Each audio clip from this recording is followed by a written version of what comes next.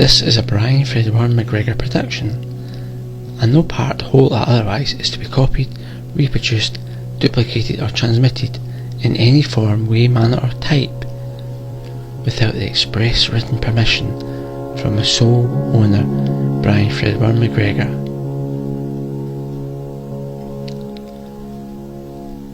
The third of Sides, Season 1, Episode 9. The Mechanics of Mind over Machine.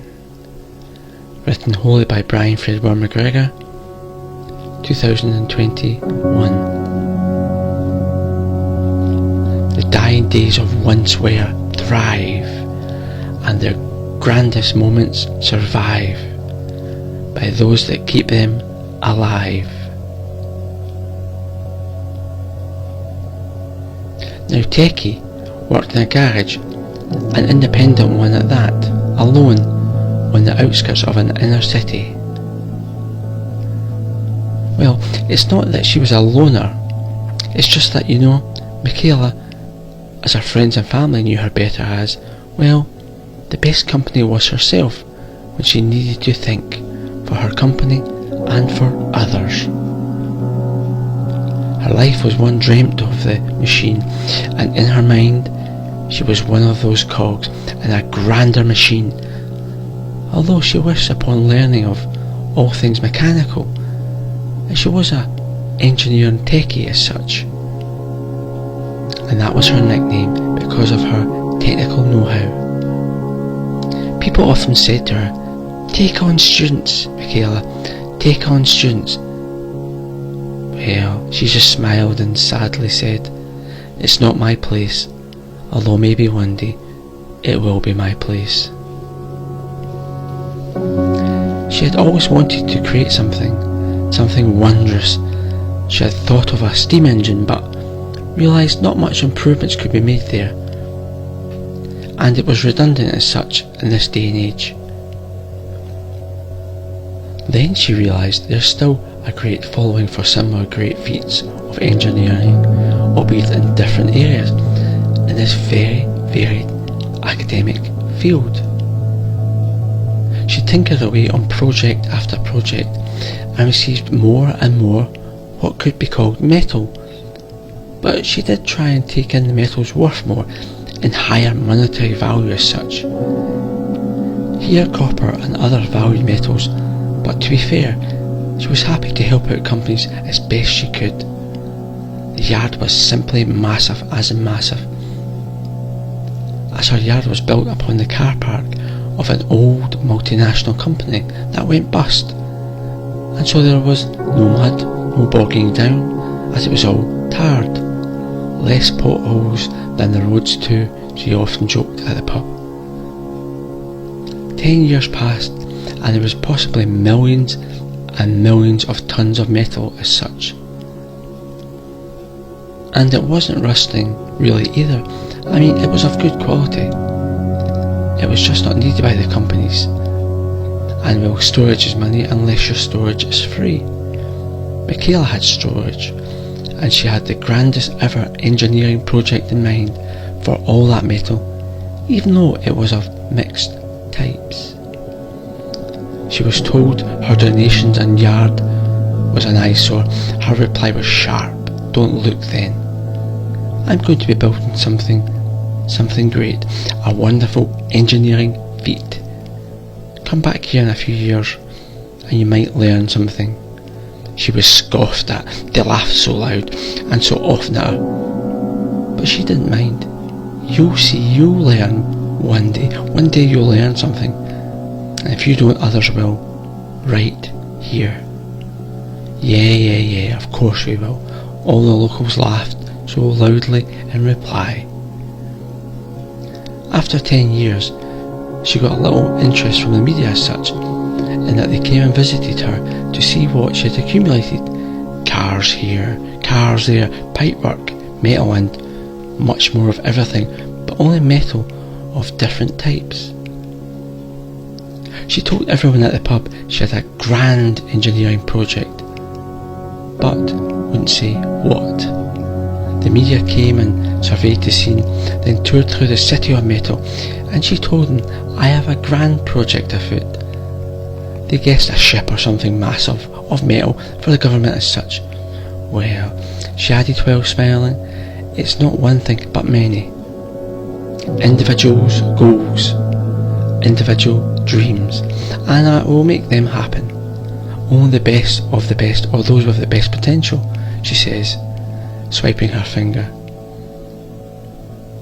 The media were accompanied with students in engineering and a professor who liked what they saw, and the professor explained to both media and students the potential of engineering, possibly better than Michaela, as she was not trained in an academic sense as such, although she wished she was, and she would have gotten a job more readily as she had vast vocational experience. Everybody that day wound Michaela up something chronic. What, where, when, why, how, and some more of the same. All she would say is, something would be built from this scrap that would last longer. People said to her yet again, "Take on students, Michaela, take on students. Here, Michaela." She just smiled and said, "It's not my place. Maybe one day it will be. Perhaps one day students will come here." The mixed group of media, students and an academic engineering professor could not wait, as the tour here today was very successful, and once Michaela built her project they could come again and see that too. The group were excited, as in excited, and wanted to return once the project, mysterious as it was completed. Michaela accumulated millions upon millions of tons of metal of every type, from businesses that were dotted all over the place, like here, there and everywhere.